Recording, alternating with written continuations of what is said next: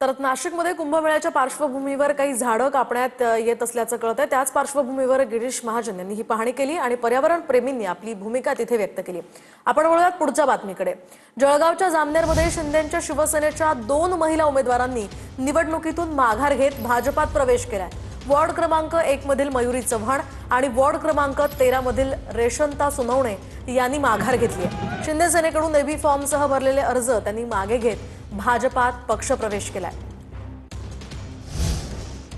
तर आता बिहार नंतर मुंबईमध्ये सुद्धा भाजपचं एमवाय समीकरण गाजणार असल्याची माहिती आहे। भाजपचं एमवाय समीकरण निवडणुकांमध्ये यशस्वी ठरत असल्यामुळे मुंबईत सुद्धा भाजपची या संदर्भात रणनीती आखली जाते। एमवाय म्हणजे महिला आणि युवकांची मतं मिळवण्यासाठी भाजपचे मुंबईमध्ये प्रयत्न सुरू आहेत। मुंबईतल्या प्रत्येक वॉर्डमधील महिला आणि युवकांची मतं मिळवण्यासाठी भाजप आता एक खास रणनीती सुद्धा आखणार असल्याचं कळतंय।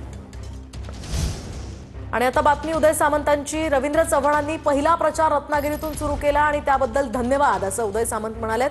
मंत्री उदय सामंत यांच्याकडून रवींद्र चव्हाणांचं कौतुक करण्यात आलंय। रवींद्र चव्हाण आमच्या सर्वांपेक्षा पदानं आणि मानानं मोठे आहेत असंही सामंत म्हणालेत। एकीकडे एकनाथ शिंदे यांनी त्यांच्या संदर्भात अमित शहांकडे तक्रार केल्याचं सूत्रांकडून कळतंय, दुसरीकडे उदय सामंतांनी त्यांचं कौतुक केलं। नुसती आपण युती केली नाही तर ती युती टिकली पाहिजे। महाराष्ट्रातला पहिला प्रचार रवींद्र चव्हाण साहेबांनी रत्नागिरीतनं सुरू केला, त्याबद्दल देखील त्यांना मला धन्यवाद द्यायचे की आपापसामध्ये जर काय हवे दावे असतील तर हे पक्षासाठी बाजूला ठेवले पाहिजे। प्रदेशाध्यक्षपद आणि भाजपासारख्या पक्षाचं प्रदेशाध्यक्षपद हे चव्हाण साहेबांकडे आहे, त्याच्यामुळे आमच्या सगळ्यांपेक्षा पदानं आणि मानानं 100% रवींद्र चव्हाणच मोठे आहेत। त्याच्यामुळे कोणाच्याही मनामध्ये शंका असण्याची आवश्यकता नाही। आणि एक महत्त्वाची बातमी आहे। जुन्या इमारतीतील भाडेकरूला नवीन इमारतीमध्ये जागा देताना नोंदणी फी आता माफ होणार आहे। मुंबईच्या पुनर्विकासासाठी मुख्यमंत्री फडणवीस यांनी हा निर्णय घेतलाय। फडणवीस सरकारचं हे महत्त्वाचं पाऊल म्हणावं लागेल, कारण मुंबई मनपा क्षेत्रातील नागरिकांना अभूतपूर्व यामुळे दिलासा मिळणार आहे। 400 चौरस फुटांवरून 600 चौरस फुटांपर्यंत ही नोंदणी फी आता माफ असेल।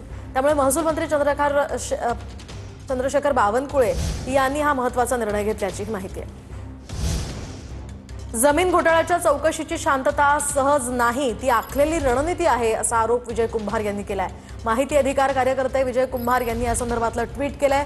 तर आरोपींची खऱ्या अर्थानं चौकशी झाली तर घोटाळ्यांचा पिटारा उघडेल असंही विजय कुंभार म्हणालेत।